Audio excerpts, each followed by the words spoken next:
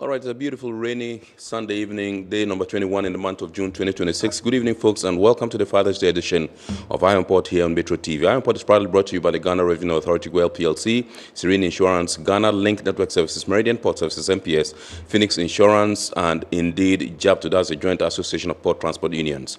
The show is proudly powered by the Ghana Port and Harbours Authority-GPHA. And our media partner is the Business and Financial Times, the BNFT. Now, if you want to have a grasp of all that transpired on the show tonight, make a date and grab the Thursday edition of the BNFT, and you'll be able to read all that happened here on the show. Tonight, we are streaming live on our social media pages. On Facebook, we are live at Ghana Ports and Harbours Authority. Ghana Ports and Harbours Authority. Still on Facebook, we are live at Port of Tema. And on YouTube, we are streaming live at Iron Port. We shall be getting interactive video as usual. So all you have to do is sit back, relax, grab your phones, and send us your messages and comments ahead via our dedicated WhatsApp line, which is 0538 037353. 0538 037353. And when the time is ripe and I pick signals from the production team, we shall activate the phone lines for you to call in and contribute to the discussion. My name is Kennedy Mona. We're going for a quick break. When we return, we will continue with the show. Please stay with us.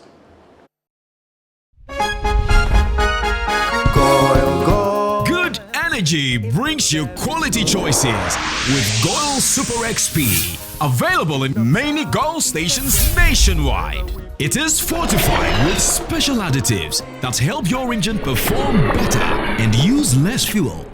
Branch into a Goil station today and energize your ride with Goil Super XP, compatible with most vehicles. Goil Super XP will feel ya, huh? Will be feel. Goil, good energy. Yeah, yeah, yeah. Electricity, then pay your taxes. Yeah. Our taxes, our future. Because you see, without our taxes, we wouldn't have good roads, good schools, better hospitals, street lights, and other very important social amenities. When we pay our taxes, we give our children free and quality education. Talga, my money too small. Why should I pay my tax? Look, small. Salifo, it doesn't matter how small or big your business or income is, you still have to pay your taxes. The little taxes from each and every one of us, when put together, could give your community clean water or that deprived school with tables and chairs. Please pay your taxes. It is your responsibility. It is your civic duty. It is the law. Every day we step out with purpose to work, to build, to provide, to dream. But sometimes life takes an unexpected turn. An accident, a fire outbreak, a medical emergency. Moments we never planned for. And when they happen, the right support changes everything. Hi, I'm Serena, and at Serene Insurance, we stand with you through every challenge and every victory. Protected your family, your business, your job, your future, and you.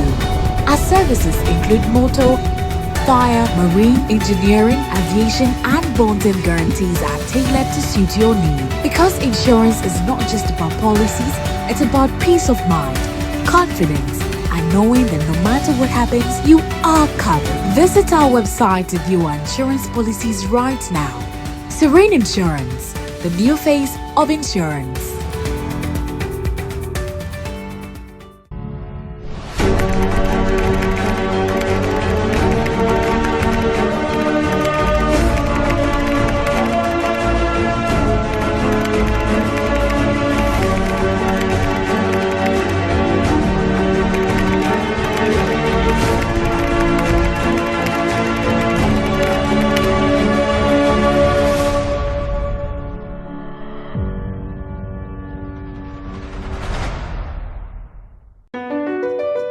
MPS Terminal 3 is Africa's new state-of-the-art container terminal at Tema Port.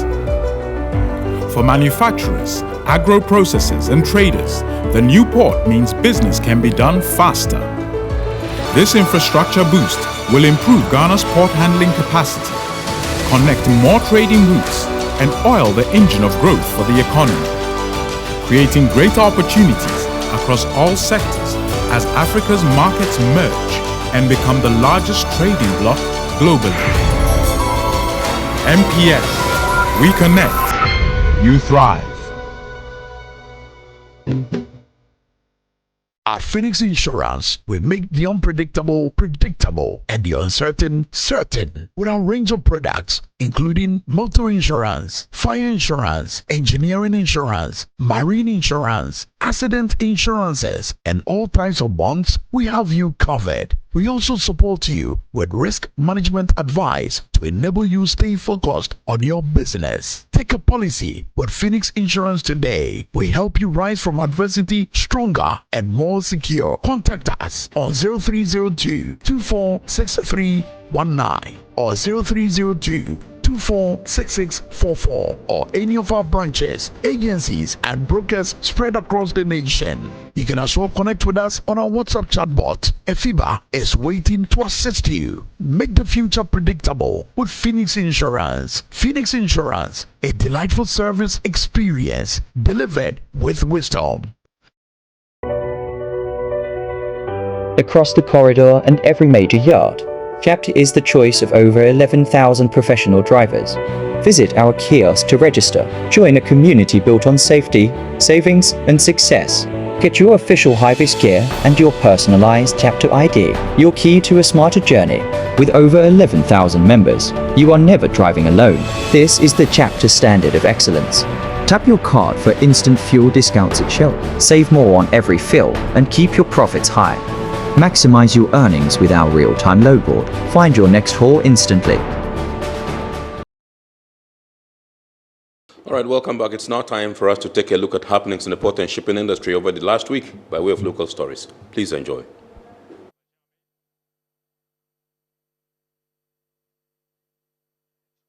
The Director General of the Ghana Ports and Harbours Authority, Major General Paul Seydou Tane Kulonu, together with senior management of the authority, the Member of Parliament for Keta constituency, Honorable Kwame Gakpe, and the Dufia of Keji, Toby Akulache V, have undertaken a site inspection of the Port of Keta Administration Block projects. The visit was aimed at assessing the progress of work on the facility following a successful stakeholder engagement on the recent approval of the Environmental Impact Assessment EIA permits for the Port of Keta project by the Environmental Protection Authority. Project contractors, PSB Realty Company Limited, took the delegation on a tour of the construction sites and provided updates on the status of the works. According to the contractors, the project is approximately 70% complete, with the structural works on the main administration building fully completed. Speaking to the media after the inspection, Major General Tane Kulonu expressed satisfaction with the progress made so far and commended the contractors for the quality and pace of work. He noted that the Port of Keta project is expected to drive significant economic growth and transformation in the Volta region and Ghana as a whole.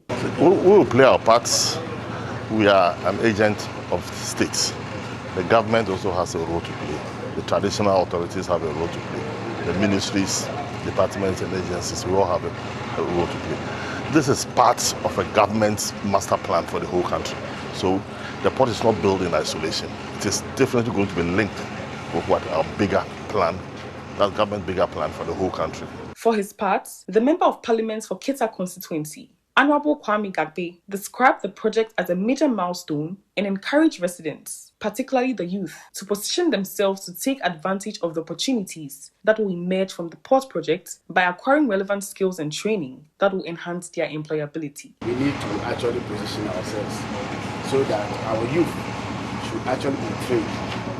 It's not like the project we think of, people are coming to take their employment opportunities. Now we are going to train ourselves. So one of the initiatives we are going to put into liaise with the Maritime University, and we have some technical schools here where they can do basic ports, training, management, administrations, port civil engineering, and then all those small jobs where our people can take advantage of such opportunities. He expressed confidence that the successful completion of the ports would usher in a new era of socio-economic development for the constituency and the region.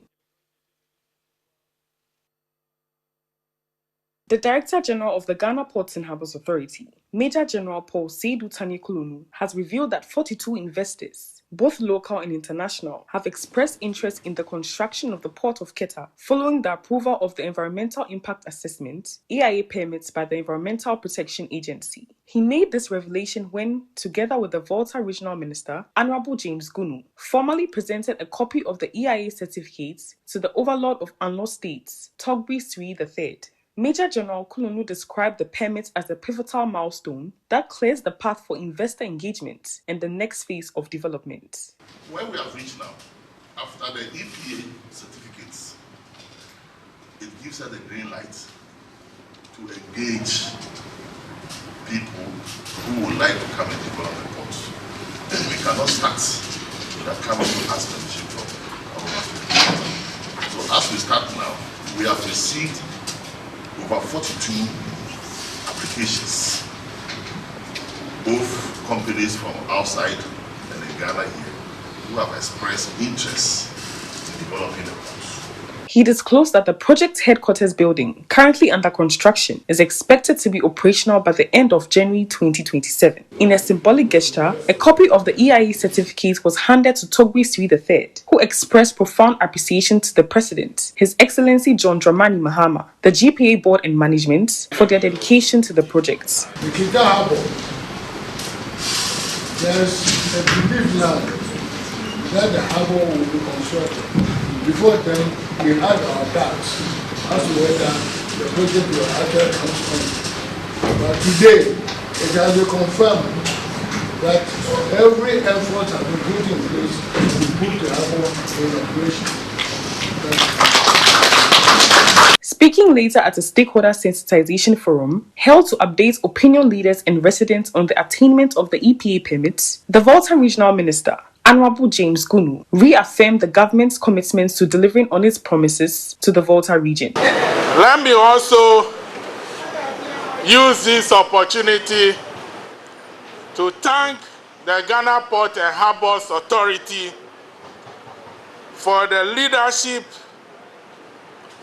the passion, and the commitment they have demonstrated so far as the Keta Port construction is concerned.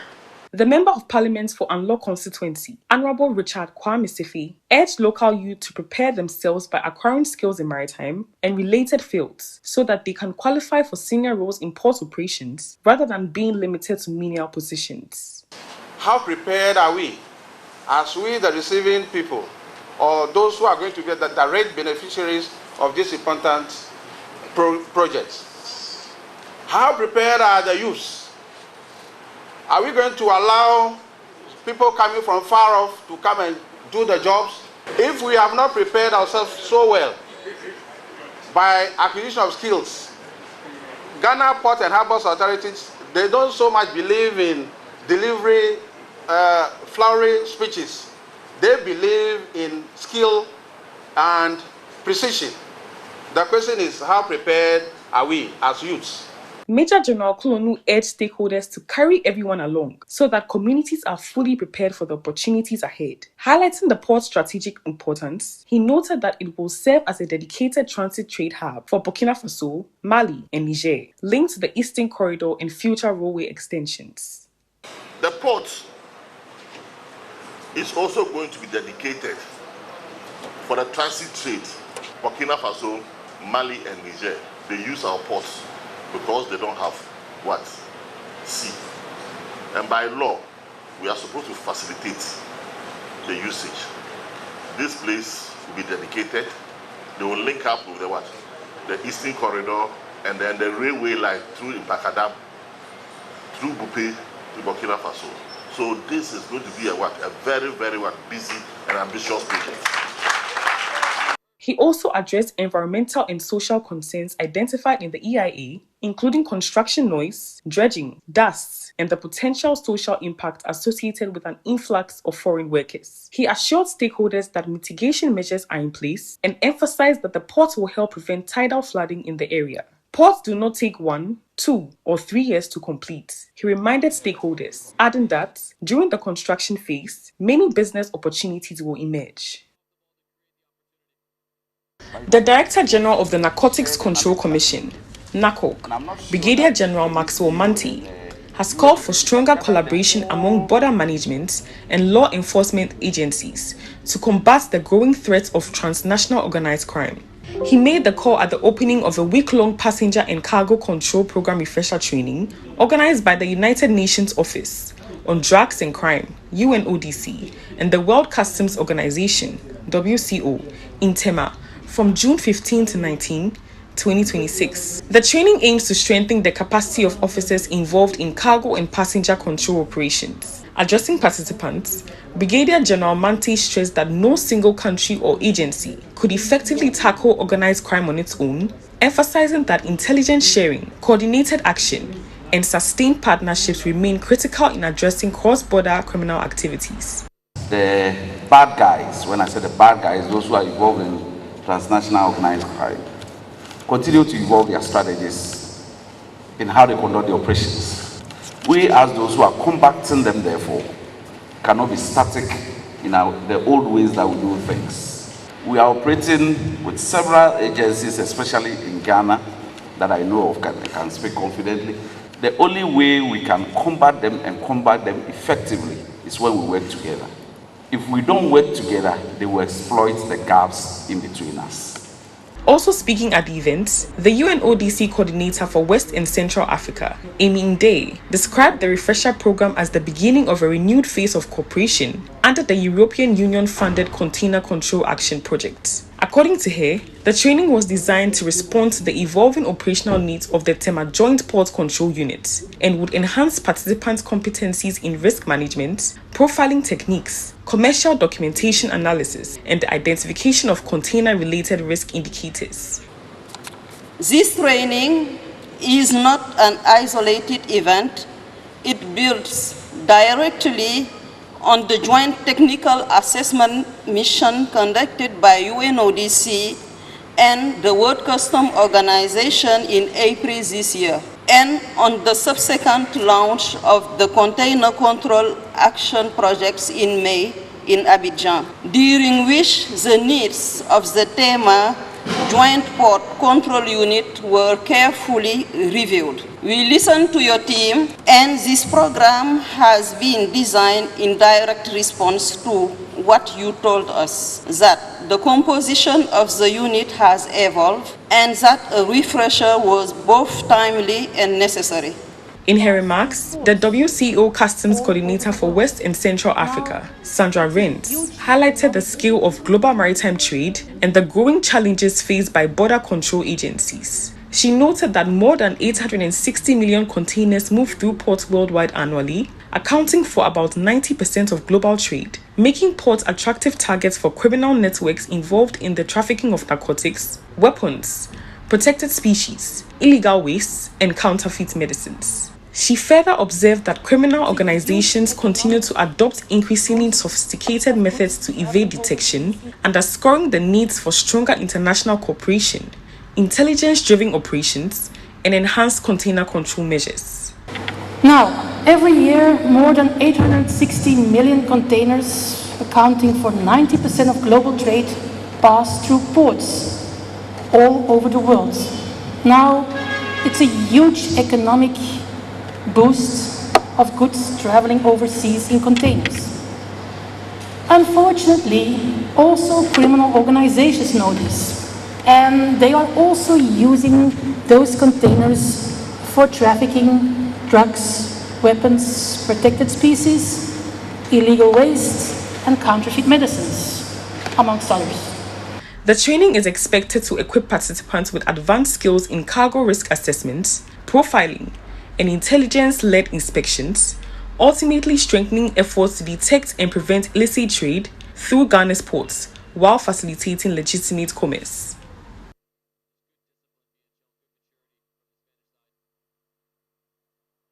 Dear colleagues, on behalf of the board, management, and staff, on the occasion of Father's Day 2026, I extend warm greetings and heartfelt appreciation to all fathers and father figures within the Ghana Ports and Harbour Authority family. Today, we celebrate the men whose commitments, sacrifice, guidance, and love help shape strong families and communities.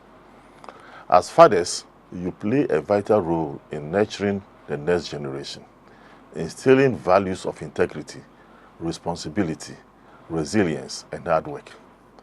Qualities that are equally essential to the continued success of our authority.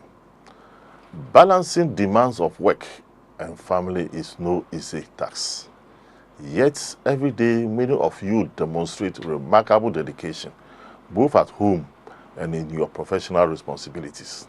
Your contributions help keep our ports and operations running efficiently, whilst providing leadership, support, and care to your loved ones. As we honor Father's Day today, let us also recognize the positive influence of mentors, guardians, and father figures who continue to inspire and guide others through their wisdom and example.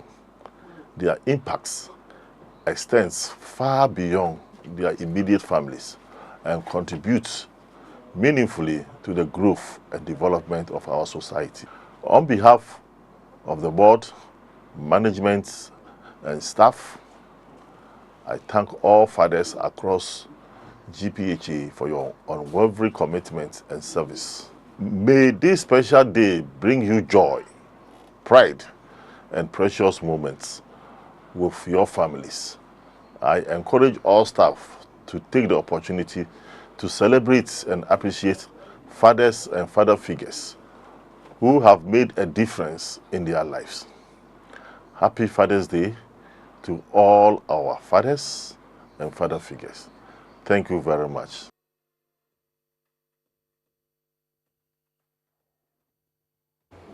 All right, welcome back. That was a beautiful Father's Day message from the Director General of the Ghana Ports and Harbours Authority, Major General Paul Sedutenye Kunlono. We are zooming into our discussion proper tonight, and tonight we are taking a look at men's mental health, and with us within the port community, how to break the silence and indeed build resilience. And we're trying to raise awareness this month about men's mental health, the challenges within Ghana's ports and maritime sector, to encourage conversations and reduce stigma, promote access to mental health support services among port workers, seafarers, truck drivers, terminal operators, security personnel, and other stakeholders in the port community. Why are we having this discussion tonight? Today is Father's Day, and we thought that there couldn't have been a better gift for fathers but to talk about their mental health. And the month of June is also dedicated to mental health awareness. And so the month of June is termed the Men's Mental Health Month. And that is why we are privileged this evening to assemble a team from the International Maritime Hospital to come and help us appreciate some of the challenges that our men encounter and some of the steps they can take to, as it were, ameliorate their plight as far as mental health issues are concerned. With us in the studios tonight, we have Dr. Kese Dompreofori, who is the Deputy Chief Executive Officer at the International Maritime Hospital, IMA. Good evening, sir. Doc, and welcome. Good evening, Kennedy. It's good to be here. Absolutely. Good to see you and good to have you. With us in the studios also is Mr. Adams Umar Mengu. He's head of administration also at the International Maritime Hospital. Good evening, sir, and welcome. Thank you for having me. Absolutely. Last but not least, Dr. Edward Amwa Boateng. He's a consultant general surgeon. Consultant and general surgeon, right? Consultant general surgeon, that's right. That's right, one word. One word. Absolutely. Thank you very much, sir. He's also at the International Maritime Hospital. That's a strong team. Good evening, gentlemen, and welcome to Iron Port, and happy Father's Day to us all. Thank you very much. Thank you. Absolutely. Let me begin with Mr. Deputy CEO and find out from you, why is men's mental health key and serious, right? To the extent that the whole world has dedicated the month of June to creating awareness on men's mental health? All right. Thank you, Kennedy. It's good to be here. But before I continue, I want to extend greetings to the Director General of Ghana Ports and Harbours Authority, yes, the Directors of Port, Tema and Takoradi, and greetings also to my very own CEO, Dr. Vaituzana Bisi, right, and the entire International Maritime Hospital crew. Absolutely. I also take this opportunity to wish all fathers happy Father's Day. The biggest one going to my very own dad, Oscar Kisi Dompreofori. Right. Now, mental health is very key to men and to women, but more to men because if you look at the statistics, it's like mental health takes a very bad role on men. Let's look at a few statistics. Globally, more than 1 million people live with mental health conditions. And More than 1 million people. More than 1 billion people. 1 billion, wow. And mental health is the leading cause of disability worldwide. In Ghana, an estimated 3 million people have various mental health conditions. Tragically, worldwide, a little over 700 people die by suicide each year. And most of these deaths happen in the low and middle income countries, such as Ghana. So from these statistics, we can't overemphasize the importance of mental health. Absolutely. And the fact that men ought to be aware of it so that we are look out for it, and then also such that when there are issues, it is dealt with early before it results in suicide. Let me come to Doc and find out from you. There seems to be a general sense of feeling that men feel shy to come out and speak out about challenges they face.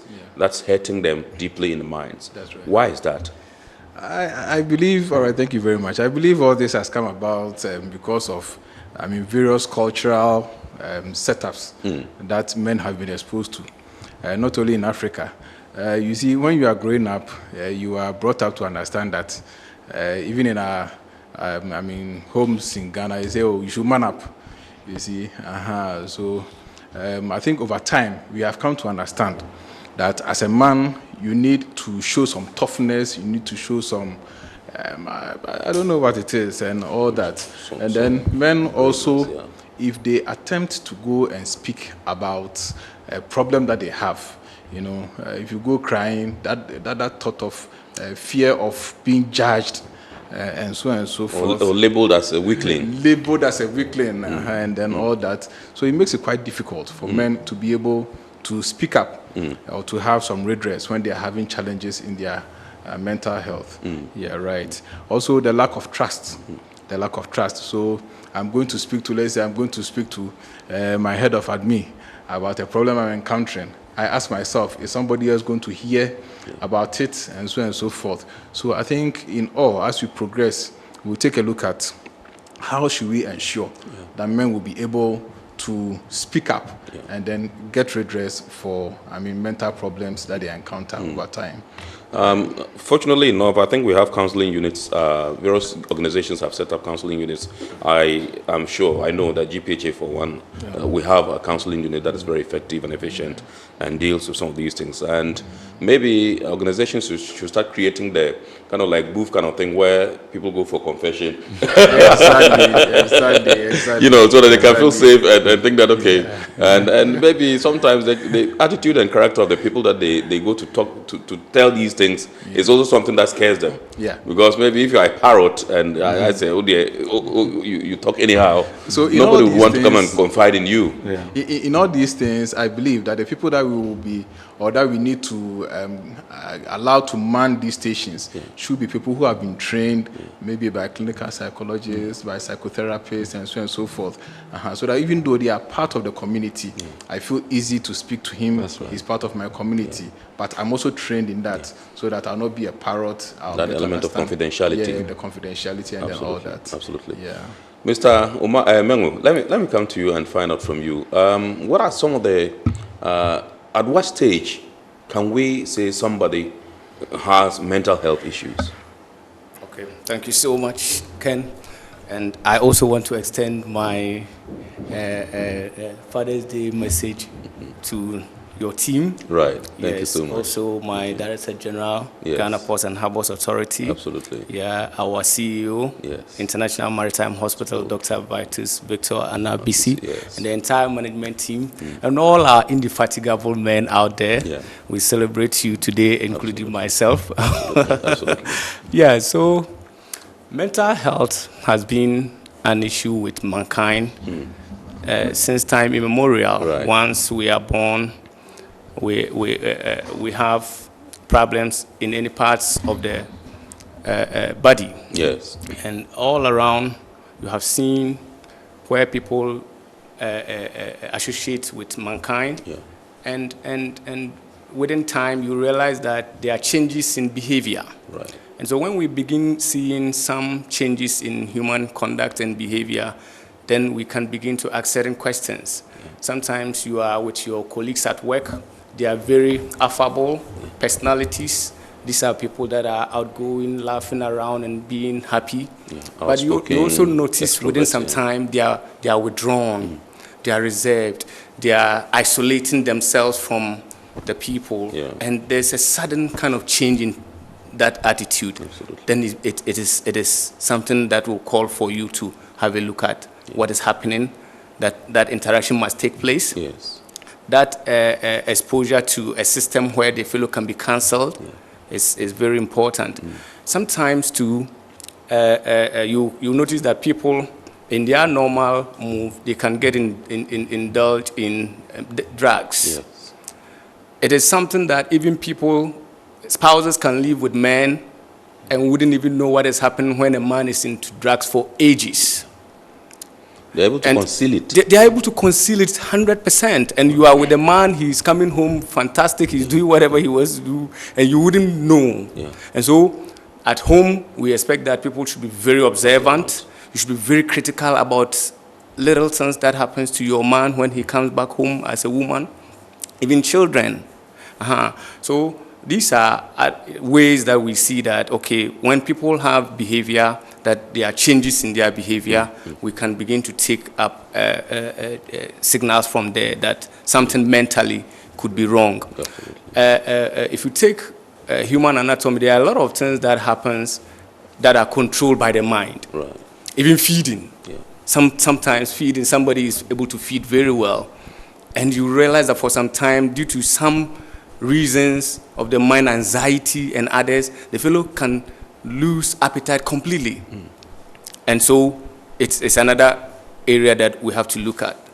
There are environmental factors that can also cause some of these mental issues. Right. And that when we are very observant, we will be able to pick them up timely, because that is one thing the Mental Health Authority and other professionals in the sector always talk about. Okay. That if we are able to identify them early, pick them up early, then we can give support to the people that are suffering from them, such that they can be dealt with amicably. Absolutely. Yeah. Awesome. Great. Right. All right. So Okay. in Yes. addition to what my head of admin has said, there are also some certain other changes. For example, again, there's changes in sleep pattern. You realize that before the person was sleeping quite well, but lately, the person struggles to sleep throughout the night, and productive hours of the day they're supposed to be working is when, they want to sleep.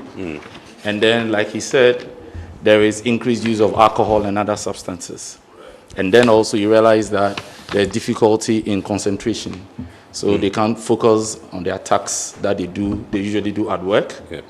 And then also, like he said, there is persistent sadness and hopelessness. So somebody used to be very bubbly, all of a sudden they're a bit withdrawn, and they're a bit sad and have this feeling of hopelessness all the time. Yes. And then also you realize that somebody who was on top of their job, all of a sudden you see there's decline in performance. Yes. So all these leads us to think that there may be something happening upstairs in the mind. Right. I can see some people are trying to call this line. No, we haven't activated the phone lines yet, so please do hold on. When that time is up, we would definitely activate so that you call. This line is strictly for WhatsApp, which is right here on your screen, 0538037353. I was coming to you, Doc, with your substantive question, which has to do with most of the common challenges, mental health challenges that men face today. All right. So men face a lot of mental health challenges. Typical amongst them is depression. So you realize that the man is very depressed. Nothing excites him. He doesn't enjoy his work. He doesn't enjoy his family. And then next is also anxiety. Right. So this person is anxious all the time. Think that probably something bad is going to happen and all that. And then also you realize aside anxiety and depression would also be typical mood changes. So somebody who used to be very calm and nice, all of a sudden is extremely angry all the time, very moody, and all that. So typically, these are some of the symptoms. And like head of admin said, once it's not caught early, it begins to progress further. Right. Then the person goes into clinical depression, then suicide tendencies tend to happen. And again, in our culture, because men are not supposed to speak, we are supposed to be the protectors and the providers. We bottle it all in, and before long, somebody has taken their life. So basically, these are how it manifests. Absolutely. You mentioned clinical depression. Can you explain what that is? All right. As human beings, we are not upbeat all the time. Certain situations send our mood down. Right. And certain situations also make us very excited. But when somebody goes into typical clinical depression, their mood is low at all times. Right. And you realize that they are withdrawn from people. They are not bubbly and nice. Again, you realize that they are not able to eat well. They begin to lose weight. And then they also begin to have sleep issues. So they are unable to sleep well. They would rather be awake throughout the whole night. And then once they come to work, then that's when they are a little sleepy. Right. So, and then also there are some mood changes. They easily get irritable, annoyed, angry. So with all these things, you can pick that there's definitely clinical depression setting in. Absolutely. Okay, let me come to Dr. Amuabuating and find out from you. We are in the maritime industry, and our discussion is tilted towards there, so that we can, sensitize and educate our community and create that awareness for their mental health and well-being. I just want to find out, what are some of the common stresses that people that work within the port community or the maritime industry go through? All right, thank you very much. So, common stresses. You see, there's one thing. In Ghana, we are in the 24-hour economy. Our port is working 24/7. So, doing this shift work and all that, exposes, especially those who are involved in the, in shifts, it exposes them to lack of sleep. Sometimes he sleeps in the morning, at other times he's sleeping at night. So that breach in the circadian rhythm also tends to disturb people's ability to stay alert, to concentrate, and then all that. Going beyond this, there are also the physical risk, the fear of physical risk. You enter the port now and you see containers all over, rising to about 3, 4, 5 levels. People are walking in between these. So you see the stresses of being in enclosed spaces and then all that, tends to pose some risk on the mind. Again, having to deal with toxic cargo, the fear of probably some diseases in the near future also tends to have a toll on the minds of people who are working within the ports. When you go onto the sea, for the seafarers, the extreme weather that they are encountering, being taken away from family for 4 months, for months on end, they are getting their social interaction only with the small crew that they are seeing over there. They are not participating in weddings at home. They are not attending children's programs in school and so on and so forth. So all these things tends to lead to some of the problems that my DCEO has talked about: depression, anxiety, and then all that. When it comes to the carting of cargo from one place to the other on land, the truck drivers and their helpers are involved in this. Truck drivers are spending hours on end on the road, sometimes days, involved in traffic. There was one time I did driving from Accra to Kumasi and then back to Accra. And I met the same truck. I went to do my business there, and on my way back, I met the same truck, still on the road. Right. So all these lead to stresses, which may lead to the excessive use of alcohol, excessive use of drugs, and so on and so forth. So these are real stresses that we need to pay attention to within the port community and the maritime industry. Absolutely. Awesome. Mr. Mengu, let me come back to you and find out the impact. What impact can workplace stress have on safety and productivity at the ports? Yeah. Thank you so much. So workplace stress can lead to low productivity because once people are not concentrating as they are expected to concentrate, then their productivity will be bound to reduce. Imagine somebody coming to work, and then this fellow is not able to have that alertness that the fellow used to have previously. At the end of the day, the fellow wouldn't be able to be that productive. Then also, the possibility of making mistakes. Once somebody is having any mental condition up there, just as I said earlier, the mind controls a lot of things, almost everything within our human anatomy.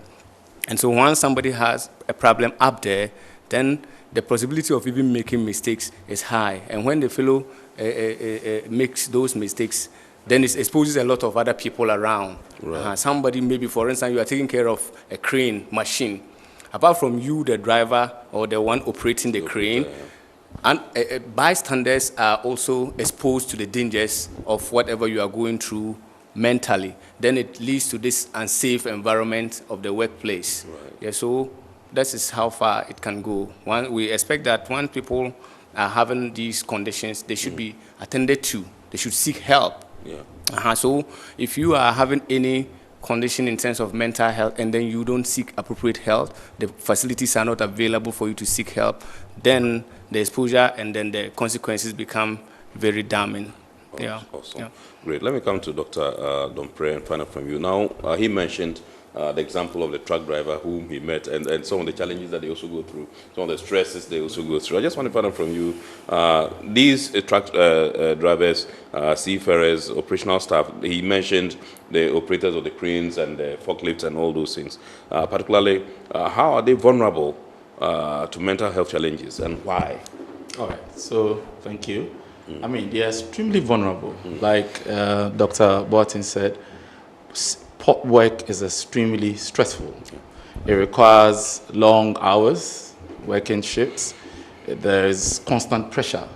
It requires a lot of time away from the family. And you're supposed to be working, operating cargo that is so expensive. And once there's damage, the consequences are there. So there's that constant pressure on people who work on the port. So that if there is no way to help them deal with this constant pressure, then they could easily lapse into mental health problems. Right. Okay, so I'll come to Dr. Boateng and find out from you. What behaviors are often mistaken for normal stress? Maybe somebody might be suffering something serious, something deep, but we just look at the person and think, oh, let's ignore. And then before we realize, it escalates and then becomes something different. Yeah, so normal stresses, there's a person who was bubbly, like we said. I mean, he comes to work now, he's so quiet, and we think that, oh, this is something, he has a small problem, it will be over soon. You have somebody who over time has become very irritable, within the workspace environment. He's easily angered. He closes from work, he goes to the beer bar, spends a lot of time over there. He doesn't want to go home. He's drinking and attempt to forget about these things. And some attempts to show excessive toughness within the workspace, showing risky behaviors. If I've forgotten, there's there's a part of the port, I've forgotten the name, but they put together these wirings and so on and so forth. You come to realize that they begin to lose cognizance of their safety, working gear and so on and so forth. He thinks, no, I've been doing it, I can. So those are certain behaviors that when you see, all these things should be recognized first and foremost by colleague workers, also by supervisors, again by maybe if there are some union reps around, it should be taking a look and say, no, this guy, his behavior is changing. We probably need to get him to get some employee support or something somewhere along the line. So these are some of the behaviors that we should be looking out for within the workspace. Yeah. Right.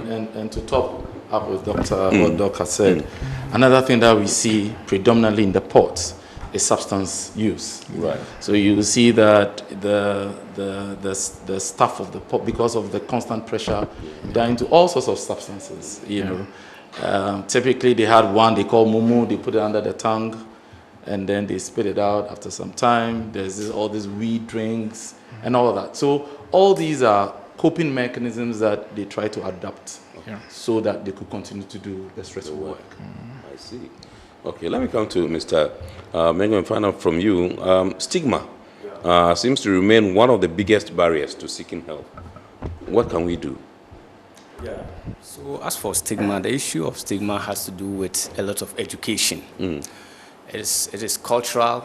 If you come to our part of the world, our attitude and perception about somebody who is even going to seek mental health care, we see you as weak, as somebody who is into, like we have some perception, weird or checkered perception about people that are going to seek help. And so the discussion, this open discussion is top-notch. It's one of the ways that we must adopt, that we should openly discuss issues about mental health. All right, that as a people, we should not see mental health as somebody that is not supposed to be part of the society or community. Once we begin eschewing those negative temperaments towards people that are having mental health conditions, then they will feel more free to have access or go or send themselves for mental health checkup. Absolutely. Then in our educational system, we should begin inculcating mental health programs into our body of study.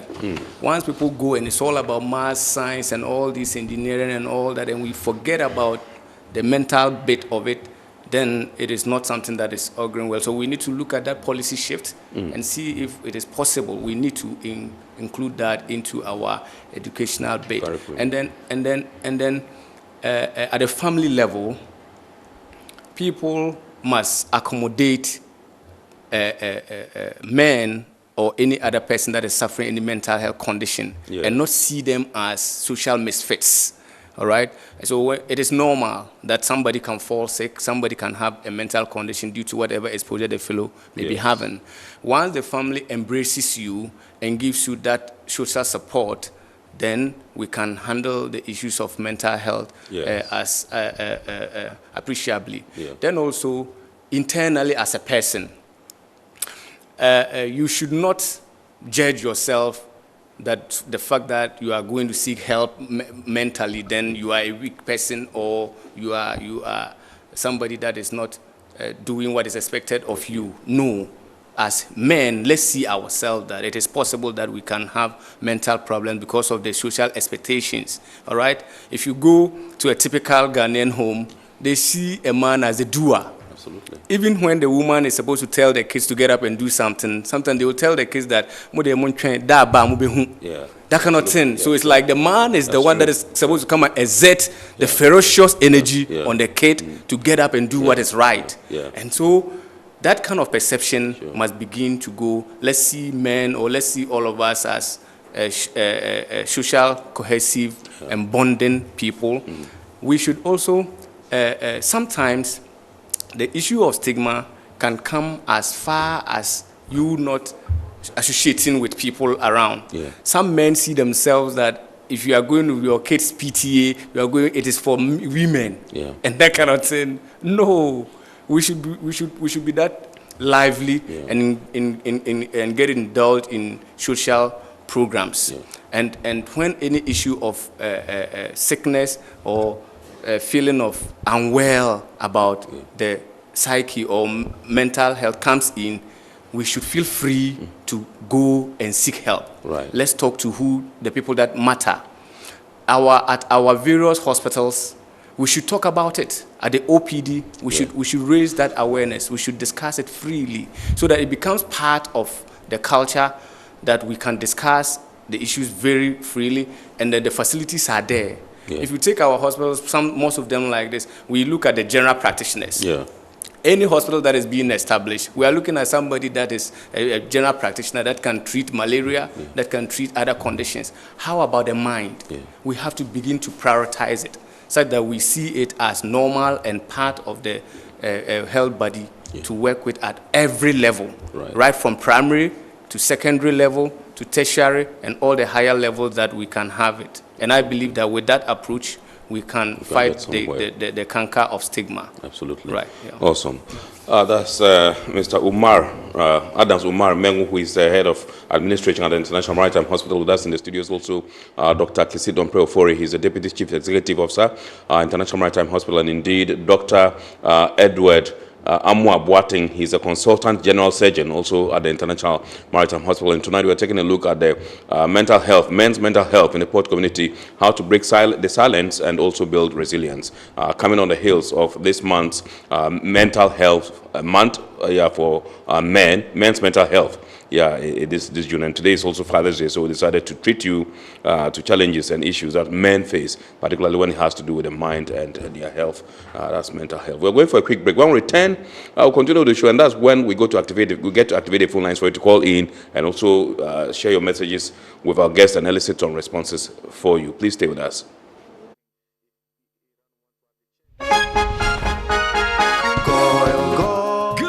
Energy brings you quality choices with Goil Super XP, available in many Goil stations nationwide. It is fortified with special additives that help your engine perform better and use less fuel.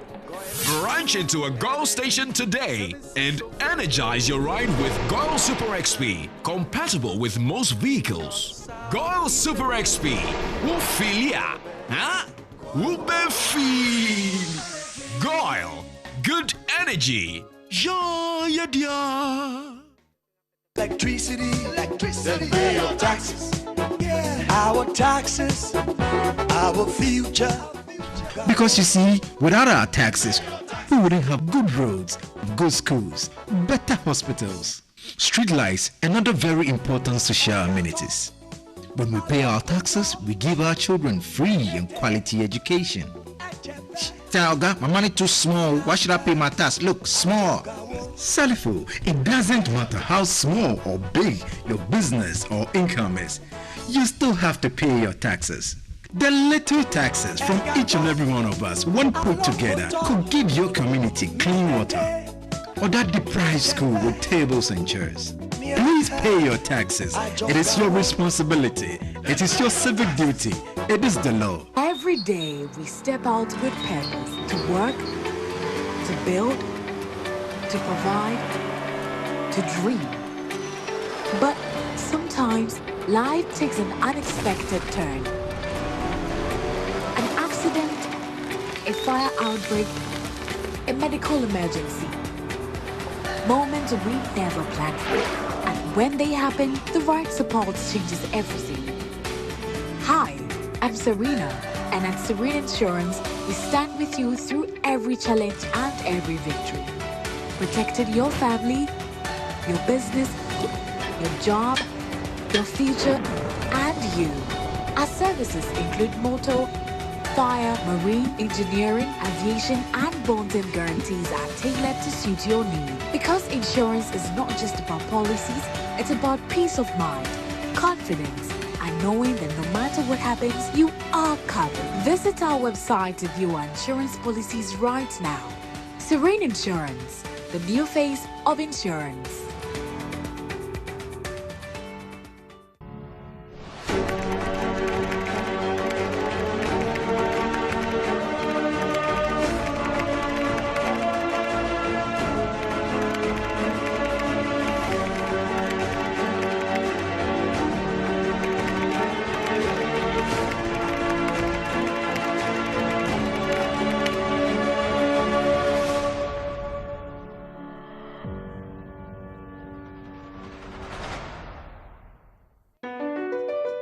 MPS Terminal 3 is Africa's new state-of-the-art container terminal at Tema Port. For manufacturers, agro-processors and traders, the new port means business can be done faster.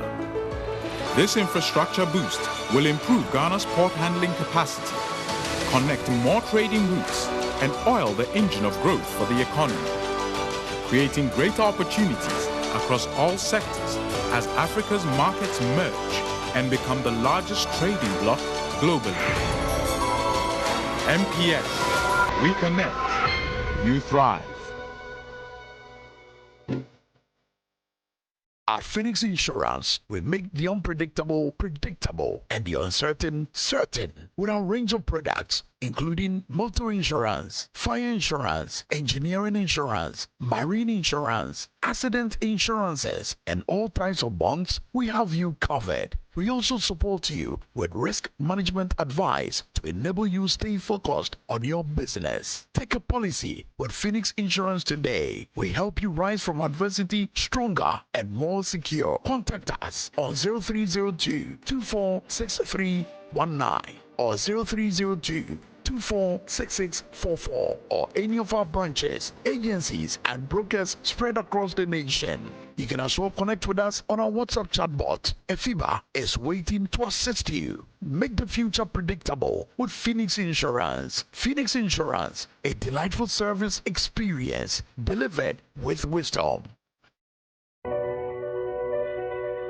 Across the corridor and every major yard, CHAPT is the choice of over 11,000 professional drivers. Visit our kiosk to register. Join a community built on safety, savings, and success. Get your official high-vis gear and your personalized chapter ID. Your key to a smarter journey. With over 11,000 members, you are never driving alone. This is the chapter standard of excellence. Tap your card for instant fuel discounts at Shell. Save more on every fill and keep your profits high. Maximize your earnings with our real-time load board. Find your next haul instantly.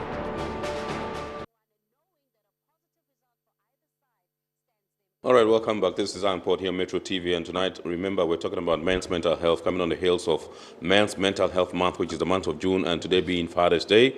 We're taking a look at the men in the port community and how we can help them break the silence and build resilience for a beautiful port community.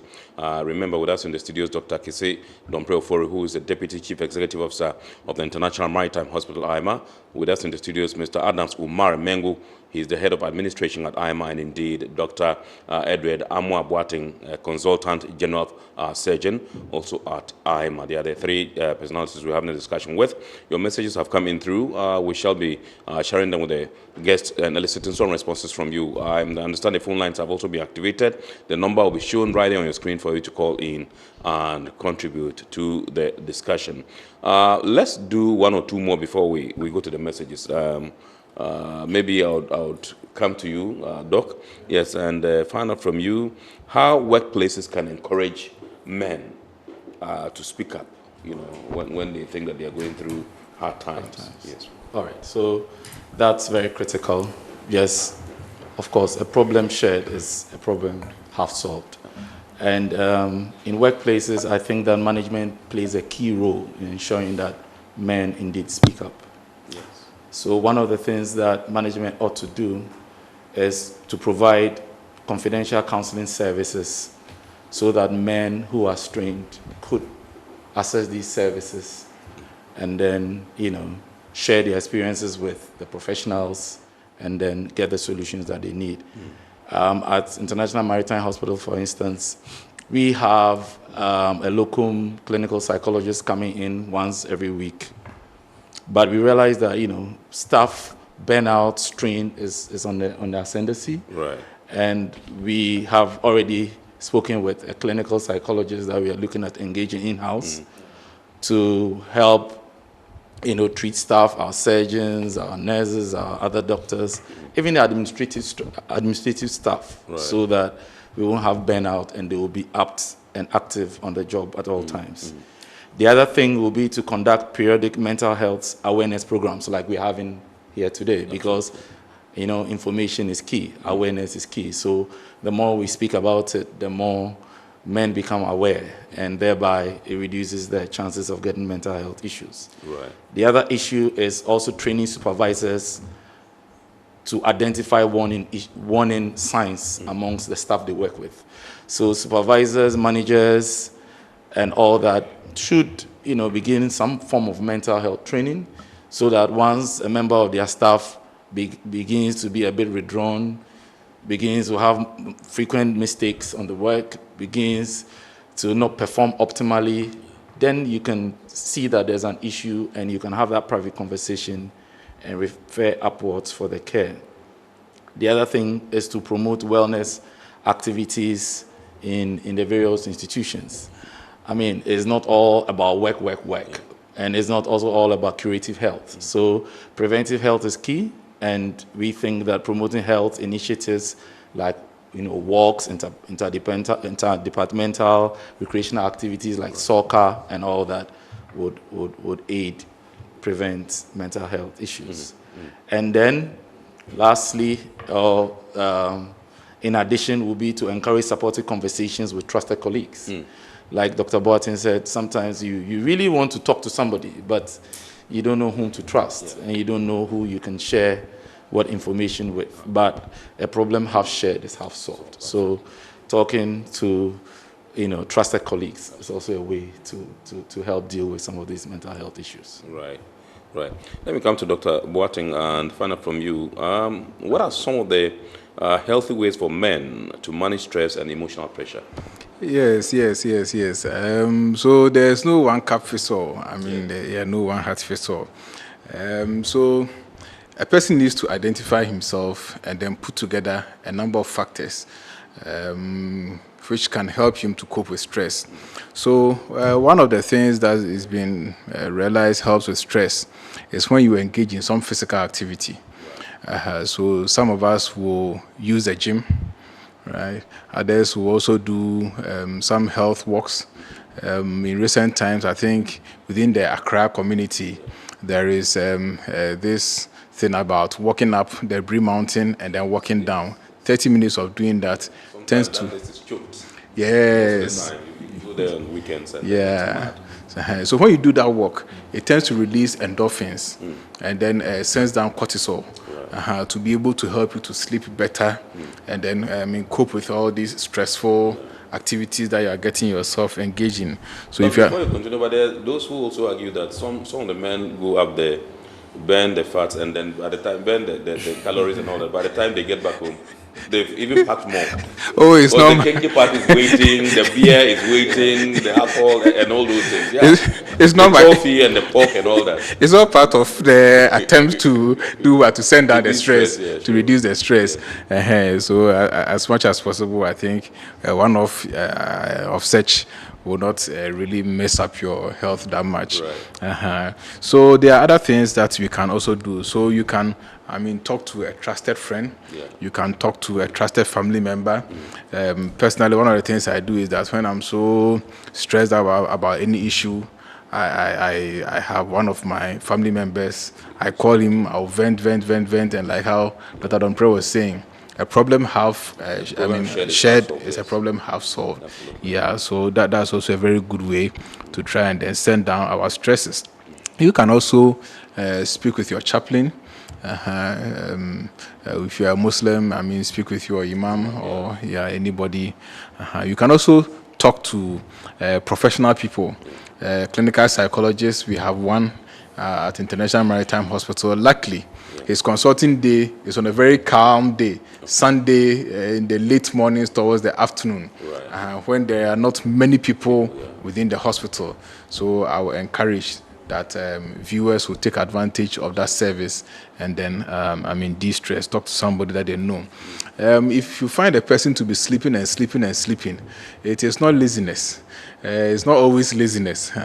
Sometimes sleeping it off for some time, tends to reduce the stress, to be able to help you to cope and then get to the point where you are going to talk to somebody who will be able to share, some help.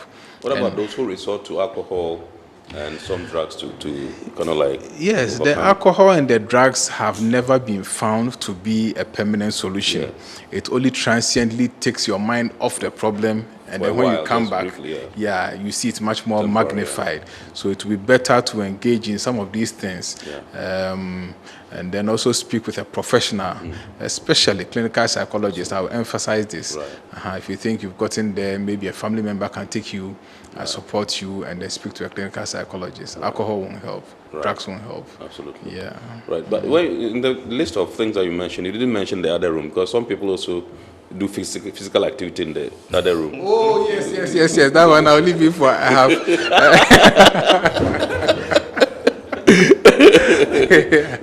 All right. Yeah, so you mentioned physical activity, sleep, social connection, and maintaining mental wellness. And okay, that's it. We'll be going to the inbox to the mailbox to bring the messages so that we can elicit some responses from you. I've seen that some of them have come, but I just want to come to Mr. Mengo and find out from you, what role can peer support and mentorship play in promoting mental health at work? Okay, thank you so much. Your colleagues, all right? Yes.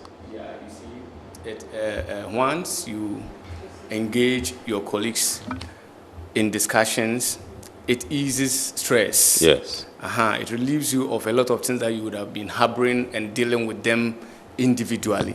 I think that the statement that cuts across in our discussion here is a problem shared is half a problem solved.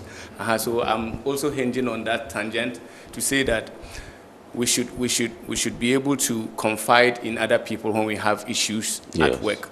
And then colleagues too should also be able to manage things very well. Okay, if you are that okro-mouthed, somebody has come to share with you his or her problem, and then, hey, the next time we realize you are discussing it with other people around, that one will let the fellow withdraw. Next time, the fellow will have issues within, but will not discuss it with you.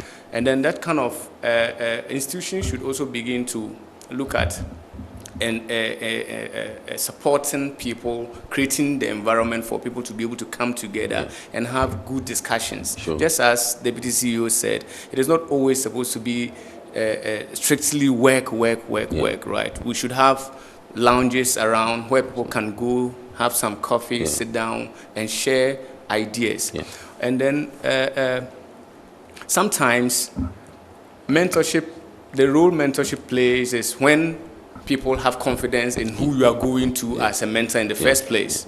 If you don't have confidence that this fellow that I'm going to share my problems with, the fellow would be able to find even some, give you any better advice, or the fellow will not even leak your information to other people, then you wouldn't go for that mentorship discussion with the fellow.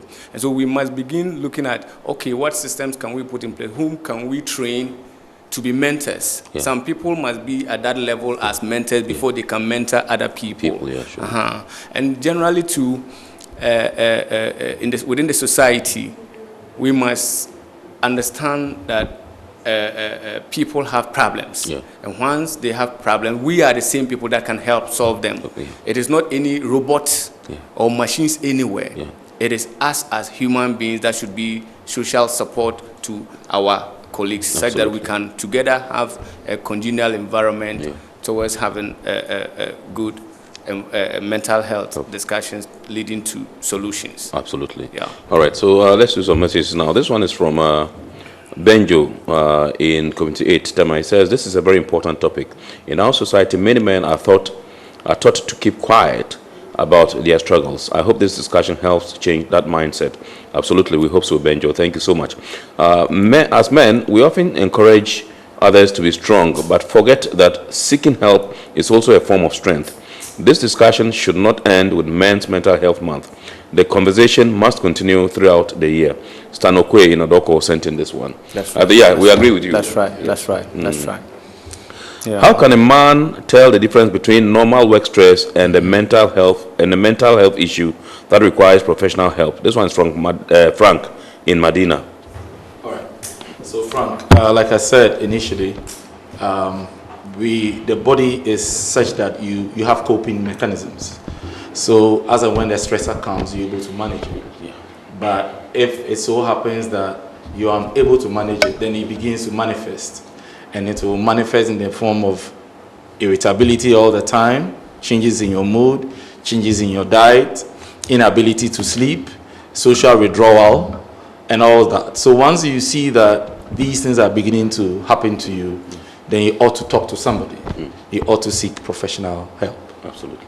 Right. Yeah. So what I will also add to that is that, you see, we shouldn't even wait till certain things are getting to some level before we begin going to see a mental health expert. Right. It should be part of our system in terms of timing. Maybe every quarter, you should make it a point to at least visit a psychologist, such that you will have discussions with him or her, and the fellow will take you through a lot of things that can salvage you from even getting into the mental health condition in the first place.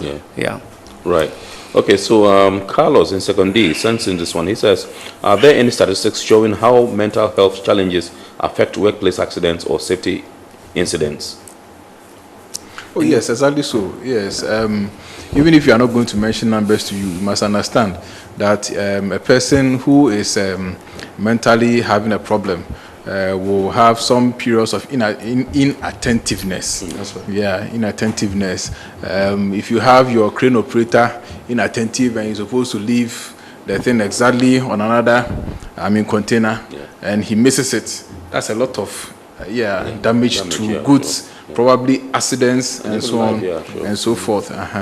So it's really a huge problem. It can lead to a lot of problems within the workspace. Absolutely. Safety issues, and all that. Pobi in Kaswa says, how does sleep deprivation from shift work affect mental well-being and decision making? All right, so sleep is very critical. Like Dr. Botti said, if you sleep, it doesn't mean you're lazy.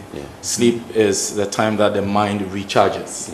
So if you are constantly at work, you are up working all the time, chasing the money, chasing the buck, and not getting the rest. At a point, the mind will not be as sharp. You won't be able to concentrate. You begin to take risky behaviors because the mind is not as sharp as it ought to be. Absolutely. It's not recognizing the various risks and hazards and taking all the necessary steps. So sleep is critical. Sleep is very critical. Absolutely. Okay. Bright in Pokwasi says, what advice would you give to a man who knows he needs help but doesn't know where to start? If you need help and you don't know where to start, I think to cut all matters short, if you don't have any family members, you don't believe in anybody that you can talk to, I think it's always best to ask of a place where there is a clinical psychologist. These clinical psychologists, I don't know, they are so powerful. Before I became a consultant, I think I underestimated their input. Because of my job, I am involved in taking out body parts that are diseased. It tends to have an effect on me, myself, and also on the patients that I am supposed to work on. So for now, before I do any of such procedures, the client must see a clinical psychologist. And occasionally, we also tend to put in calls to friends who are clinical psychologists to speak with us about various issues, like one of your patients passed on, we were not expecting it and all that. So I think that if you can't get anybody close by, just walk to a clinical psychologist and they'll do a marvelous job. Absolutely. And we have one in IMA on Sundays. Sure. You can call to. Okay. Ato Nkeko says, what role can labor unions and worker associations play in supporting men's mental wellness? The labor unions have been doing fantastically well, I must say. For instance, at IMA, we celebrated the May Day, and it was a very mammoth program organized by the unions. This was a program that brought a lot of the staff together. We played various games, interacted, had a lot of fun, and it was also the day we received our new CT scan machine. So on that day, the euphoria was so fantastic. So what the unions can do is to organize more of such programs that they can bring staff and their families together. You see, if you take a typical look at Ghana and how our culture of work is, it is like work, home, stressing with bills, stressing with payment of school fees, and a whole lot. These things can build up and in due course let somebody or people develop mental conditions. In other jurisdictions, you find governments or the system taking care of some of the burdens. Even look at transportation, for instance. You come out to the streets of Accra, you find a lot of people standing at the roadside, waiting for trotro. We don't have the railways that are functioning very well to easily transport us to our workplaces. And this kind of social network, if we don't look at it very well, then they all have roles that they play. So the unions, in their bit, They organize the social programs. They make facilities available for people to go through counseling. They have intermittent meetings or programs that they organize, and then engage staff, such that staff can feel free and express themselves. They even go as long as finding financial leverages for staff. Right. You know, finance plays a key role in human health, right from mental to physical. So when the unions make loan facilities available, such that, okay, if the fellow is stressed in terms of landlady or landlord following him or her for rent, then the fellow is able to go to the unions and get a quick loan. Then, so these things are what the unions are doing. But then we will add that the state plays a key role. You see, governance has always provided a structure under which every other thing works.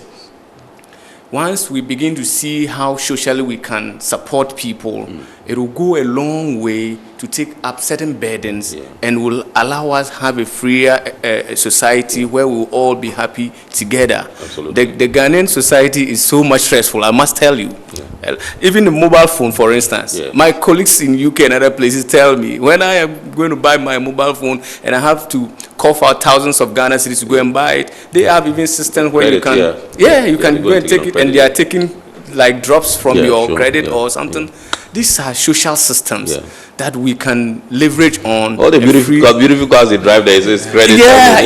You can't get that together. You have to save, make money, and the stress becomes too much. So unions play a key role. They try to make all these things to support families or support people at work, and then to release stress. And it's a good thing. Okay. Final one is from Charlotte in Tema. She says, my takeaway from today's discussion is that strong men are not those who suffer in silence, but those who recognize when they need support and have the courage to seek it. Thank you very much indeed, Charlotte, and to all the texters, we are deeply grateful to you. Gentlemen, we have barely 1 minute to wrap up, so your last words in 15 seconds, Doc. All right, so I think this has been an insightful chat. Let's not just let it end. Let's continue the conversation on mental health, continue the conversation on men's mental health. And like has been said several times, there are available options for treatment. So for example, you can come to the International Maritime Hospital, where you can see a clinical psychologist, and then some of the initial issues can be dealt with. Absolutely. Dr. Boateng. Okay, all right. So I think today is Father's Day. International Maritime Hospital. Our father is the Ghana Ports and Harbours Authority. Absolutely. And the Ghana Ports and Harbours Authority has done a lot to ensure that the health of its workers and their family members, it's a very paramount thing to them. So we'll continue to encourage workers within the ports and then the maritime industry to continue to take advantage of all these and then access services at International Maritime Hospital to ensure that their health is enhanced for a more productive, more innovative, and a more loyal workforce and family. Absolutely. Thank you. Mr. Mengo. Yeah, thank you so much. I also want to express sincere gratitude to you and your team for the fantastic work that you are doing. Most people We are very, very appreciative of that. Thank you, sir. Yeah, and then my dear CEO, Dr. Anab, wherever you are, we are missing you so much. And for all the good work and support you have been giving us, we can never thank you enough. And the entire staff of IMA and GPHA, we are a big family. Absolutely. My end of words will have to go to the family. Right. You see, the family is a critical unit that supports life. Right. Even when people fall sick and they come to us at the hospital and we treat them, we send them back to the family. The hospital is not like a home where you can live in perpetually. And so I want to use this opportunity to call on men that, look, we are in a society where people are now shying away from even building families. Our young men these days feel like marriage is not something they should go by. They should make good marriages. Good marriages are very good to support all of us. And once you have a good marriage and a good family, it is a bedrock for you to thrive on a lot of other things. Absolutely. Thank you. Awesome. Right. Thank you very much indeed, Mr. Adams Umar Mengo is the head of administration at the International Maritime Hospital, IMA. Also with us in the studio is Dr. Kese Domprey Ofori. He's the Deputy Chief Executive Officer, CEO of the International Maritime Hospital, IMA. And indeed, Dr. Edward Amwa Boateng is a Consultant General Surgeon Thank you very much, gentlemen, for obliging us and for coming for us to have this Father's Day edition of Iron Port here on Metro TV, where we discussed men's mental health. Indeed, the month of June, as we said, is Men's Mental Health Month. We thank you so much. We'd like to say a big thanks also to our sponsors, Ghana Revenue Authority Goodwill PLC, Serene Insurance, Ghana Link Network Services, Meridian Port Services, that's MPS, Phoenix Insurance, and indeed, JAPTO, that's the Joint Association of Port Transport Unions. We're deeply grateful to all of you. Remember, Iron Port is proudly powered by the Ghana Ports and Harbours Authority, GPHA. We entreat you to keep watching the rest of our programs here on Metro TV, and God willing, make a date and watch the abridged version of Iron Port on Wednesday at 8:30 p.m. on Ghana Television. My name is Kennedy Mona. God willing, we shall bounce back with another wonderful edition of your favorite Iron Port program next week, Sunday. Keep on, stay blessed, and have a blessed week ahead. We're out.